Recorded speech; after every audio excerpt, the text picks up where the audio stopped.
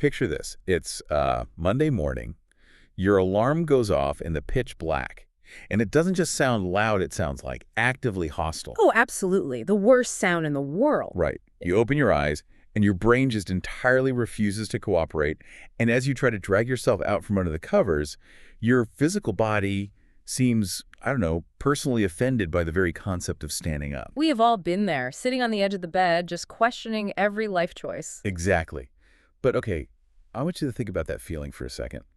Is that Monday misery purely psychological?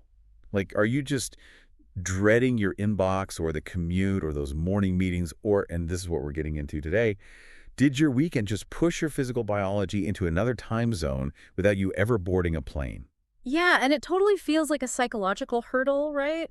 But the biological reality is completely different. We're actually starting to realize that the Monday morning struggle is a measurable physical state of stress. Wow. Yeah, I mean, your body is basically fighting a literal war against the clock on your nightstand. Which brings us to the mission of today's deep dive. We are going right into the physiology of what scientists call social jet lag. Yes, social jet lag. And our goal today is to figure out why your body absolutely hates Monday morning.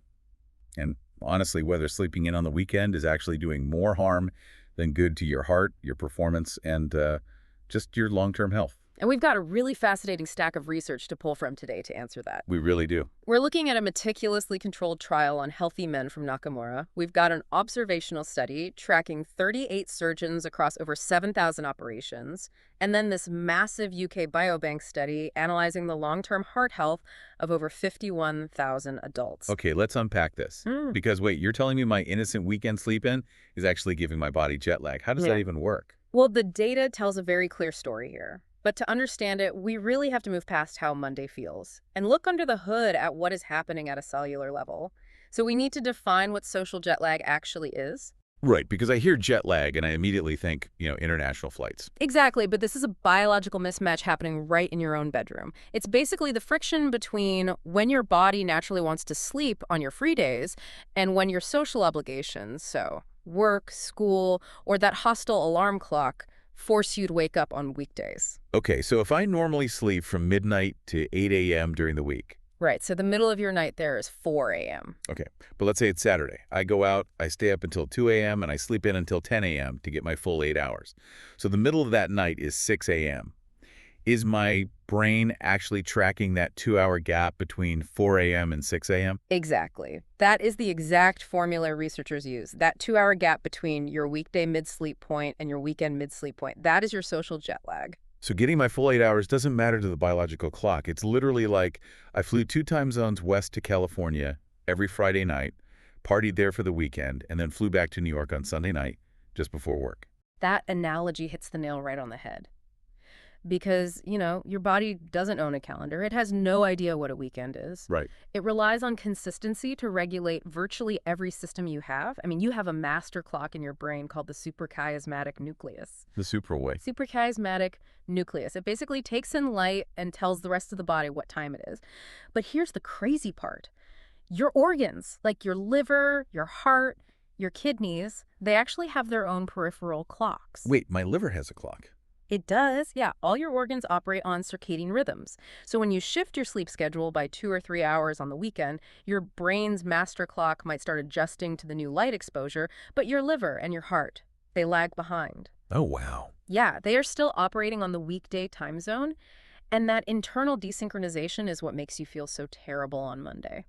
So my brain is in California, but my heart is still in New York. I mean, that sounds totally chaotic. It is physiological chaos, and to see just how chaotic it gets, we can look at that 2023 trial led by Nakamura.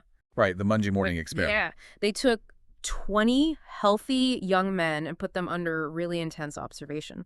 During the week, these guys kept a strict normal schedule, but on Friday and Saturday night, they delayed their bedtime by 3 hours. So they created about 181 minutes of social jet lag on average. Got it. Then Sunday night, they were forced back into their regular weekday bedtime, to wake up for Monday morning. Which, by the way, is the standard operating procedure for like half the modern world. You know, stay up 3 hours late on Friday, try to fix it on Sunday night. So what actually happened to them on Monday morning? Well, the researchers measured their resting cardiovascular variables, and the men who underwent that weekend shift, they experienced a massive, exaggerated morning blood pressure surge compared to when they just kept a consistent schedule. A surge. But let me challenge that for a second. Yeah. Blood pressure naturally goes up in the morning anyway. Right. Like it has to, just to get blood to our brain so we can stand up without passing out. You are totally right about the baseline function, yeah. Your body pumps out cortisol, which is the alertness hormone, to wake you up, and that raises blood pressure. But in this trial, the surge was out of control. Oh, why? Because the body's internal clocks were misaligned.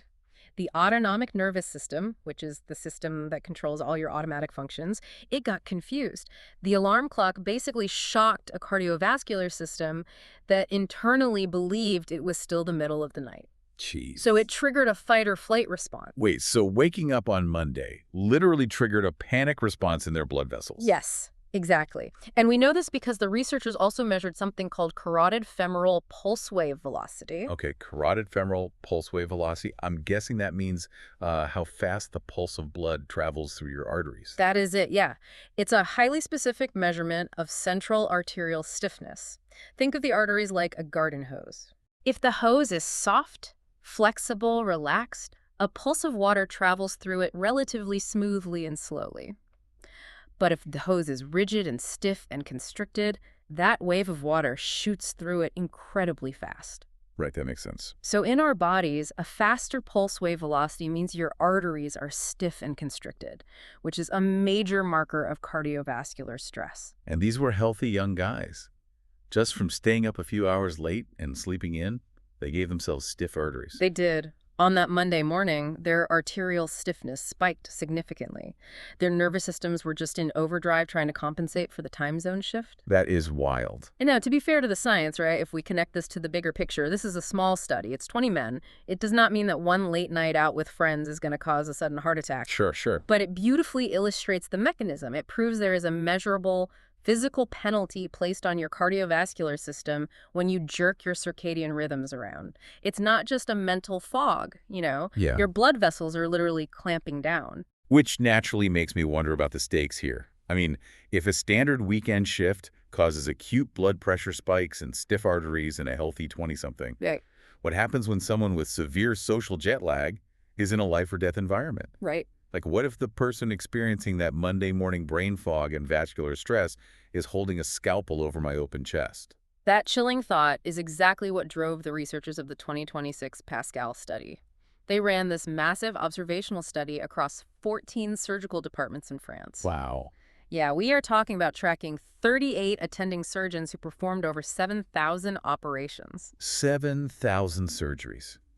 That is a mountain of data. But how did they even track the sleep of a surgeon? Doctors are notorious for having just terrible, unpredictable schedules. Yeah, they really are. Yeah. But they didn't rely on the doctors just self-reporting or trying to remember when they slept. They put actigraphy sensors on them. What's that, like a Fitbit? Kind of, but clinical-grade wearable sleep trackers on the surgeon's wrists for 30 days before they operated. So they gathered hard, objective data on exactly when these surgeons fell asleep and when they woke up day in and day out. Okay, so we have objective sleep data matched up against the actual outcomes of the patients they operated on. So what happens when a surgeon has severe social jet lag? Well, the patients pay the price, unfortunately. The data showed that patients operated on by surgeons who had 2 or more hours of social jet lag in the preceding month had a significantly higher risk of major adverse events. Wow. Specifically, a 1.36 relative risk increase. Okay, let's translate that for a second. Major adverse events and 1.36 relative risk. What does that actually mean if I'm the one on the operating table? Right, so in a surgical context, a major adverse event means a severe complication. We are talking about prolonged intensive care unit stays, needing emergency reoperations, severe infections, or worst-case inpatient death within 30 days of the surgery. Oh my God. Yeah. As for the 1.36 relative risk, think of it this way. For every 3 severe complications you would normally expect to see, you are getting an extra one, simply because the surgeon's sleep schedule was shifting by 2 hours on their days off. But hold on, I have to push back here. because surgeons work absolutely grueling hours. They're on call, they get paged at 3 a.m., they do back-to-back trauma surgeries. Yeah. Surely this spike in complications is just because the surgeons were completely sleep-deprived. Like, if you only sleep 3 hours, you're obviously going to make a mistake. And that is the most logical assumption, right? It's the first thing the researchers looked for. But here is why it matters and why this study is so groundbreaking. The association between social jet lag and surgical complications remained statistically significant even after they adjusted for total sleep duration and night shifts. Wait, you're saying they separated the amount of sleep from the timing of the sleep? Yes. The surgeons with severe social jet lag were actually getting a relatively decent average amount of sleep across the month. Yeah, but their timing was a roller coaster. On work days, they cut their sleep short, and on their free days, they slept in massively to compensate. It was the biological whiplash, that constant changing of the circadian clock that predicted the negative outcomes, not just the total hours logged in bed. That is terrifying. It makes me think of those studies showing that driving sleep-deprived is like driving drunk. Is having 2 hours of social jet lag basically like operating while buzzed? It's a very similar cognitive impairment, yeah, because your brain has natural circadian dips.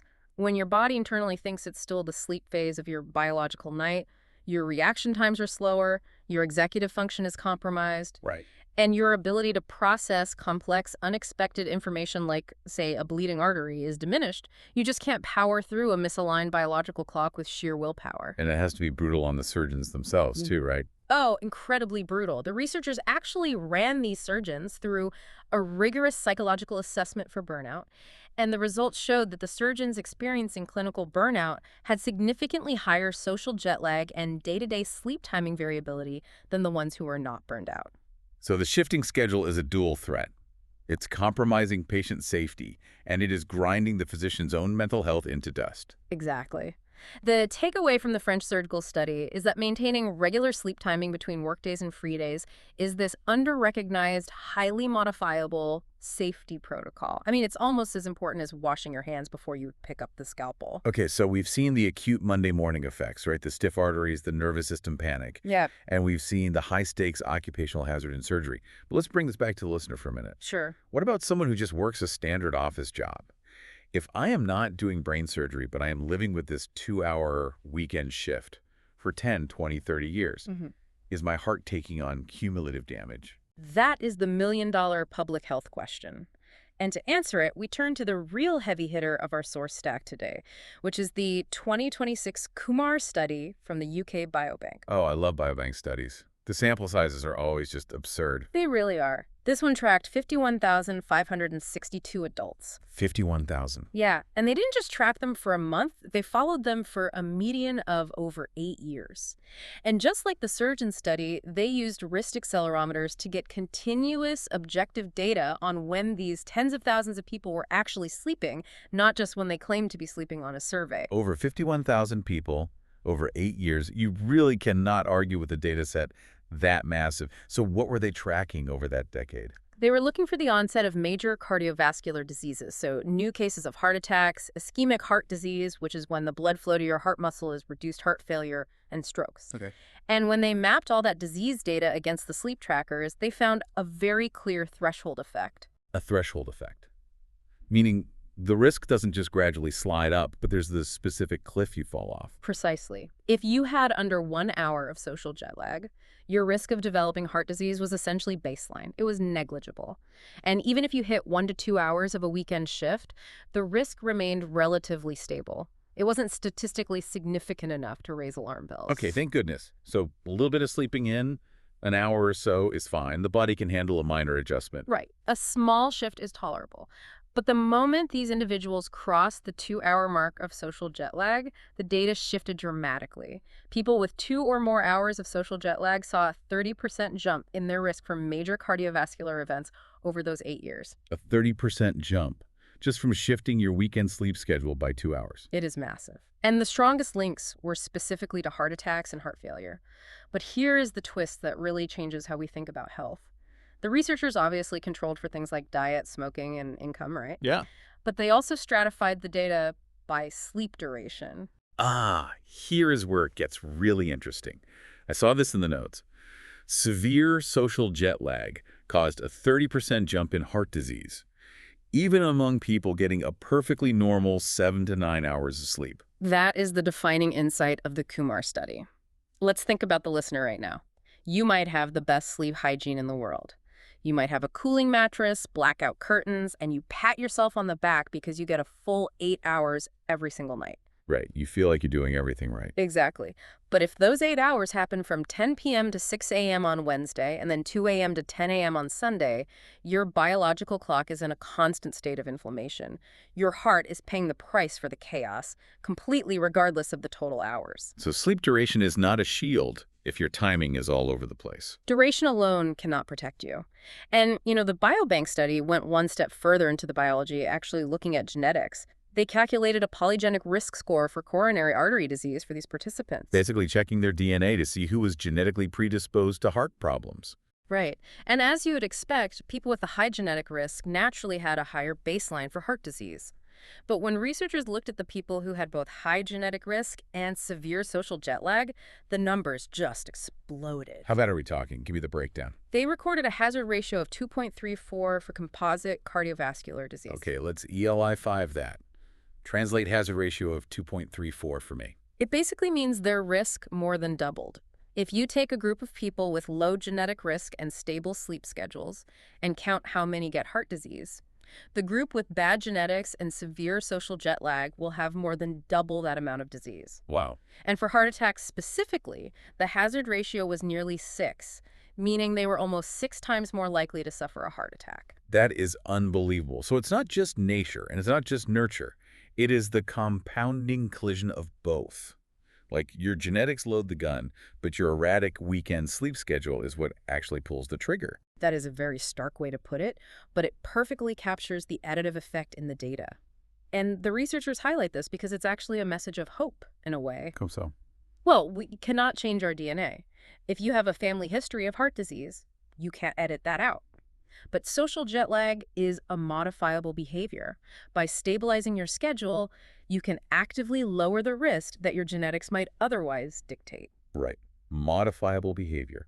Which brings us to the messy reality of being a human being. Because it is incredibly easy for us to sit here in a studio, look at data from 51,000 people and say, just keep your sleep schedule perfectly aligned 365 days a year. Oh, totally. Easier said than done. Right. It is an entirely different thing to be bone tired on a Friday night, knowing you finally don't have an alarm set for the morning, and forcing yourself to get out of bed at 6:30 a.m. on a Saturday anyway. It's the ultimate modern dilemma. It's a massive tug-of-war. Catching up on sleep feels amazing. Your physical muscles are screaming for rest. But keeping a regular schedule is what your cellular biology actually demands. It's almost like paying off a credit card debt with another credit card. That's a great way to put it. You clear the sleep debt you built up during the work week by sleeping until noon on Sunday, but you incur a massive penalty fee on your circadian rhythm.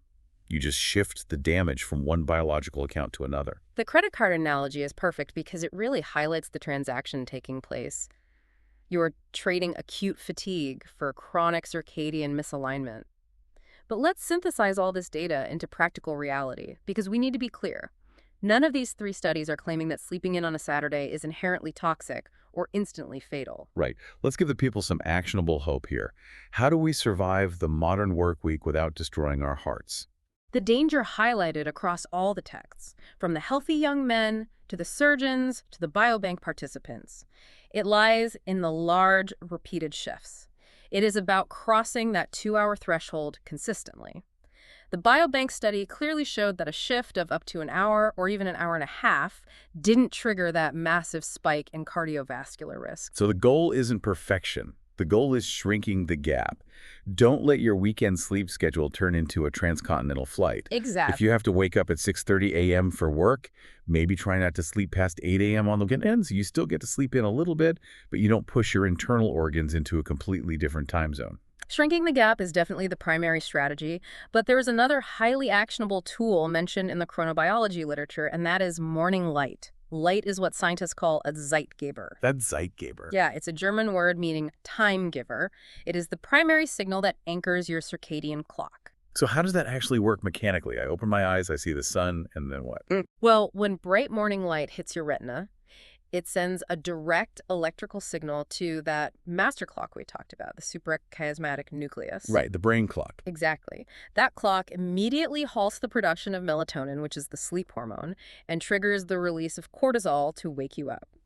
Getting bright light in your eyes early on a Saturday morning locks your biological clock in place. Oh, I see. Yeah, it prevents your internal time zone from drifting later into the evening, which is the exact drift that causes you to stay up until 2 a.m. on weekends in the first place. So even if you are going to lounge in bed on a Saturday, reach over, throw open the curtains, and let the sun hit your face. Anchor the clock, even if you doze off for another 30 minutes. Exactly. It's a small behavioral change, but biologically it is profound. Ultimately, what this research demands from us is a mindset shift. Public health has spent decades hammering the idea of sleep duration into our heads, like, get your 8 hours at all costs. But the science is now definitively telling us that we need to value sleep consistency just as much, if not more, than duration. Consistency is king. Ugh. So as we wrap up this deep dive, I think the overarching theme is clearer than ever. When your alarm goes off next Monday and you feel that wave of dread, the brain fog, the physical heaviness in your chest, you aren't imagining it. Their body isn't being lazy. Monday might feel like the ultimate enemy, but the deeper, truer conflict is the clash between your artificial, socially imposed alarm clock and your body's ancient, light-driven biological clock. It really is a profound mismatch between the demands of modern society and the realities of human biology. And if we connect this to the bigger picture, it raises a really fascinating question for all of us to consider. What's that? Well, we have spent this entire deep dive focusing on how you, the individual listener, need to manage your sleep and modify your weekend behavior to protect your own heart. We are putting the burden on the individual. But chronobiology tells us that everyone has a natural chronotype, meaning you are genetically wired to be an early bird or a night owl. Right. Some people naturally wake up at 5 a.m. and some people's brains just do not turn on until 10 a.m. Exactly. So if millions of night owls are suffering from severe social jet lag, stiff arteries, and increased heart disease risks, simply because they are forced to conform to a standard 9-to-5 societal work schedule, what would happen if we changed the society instead of the individual? Oh, wow. Right. If we stopped forcing night owls to work early shifts and actually aligned work and school hours with our natural biological chronotypes, could we wipe out a massive chunk of global heart disease overnight? That is an incredible thought to leave on. Instead of constantly fighting our biology to fit the corporate schedule, maybe it is time we fix the schedule to actually fit human beings. If you enjoyed this deep dive, if you finally feel validated about why Monday mornings are the worst, and if you learned something new today, please remember to like, subscribe, and join us for the next deep dive. Take care of your biological clocks, everyone.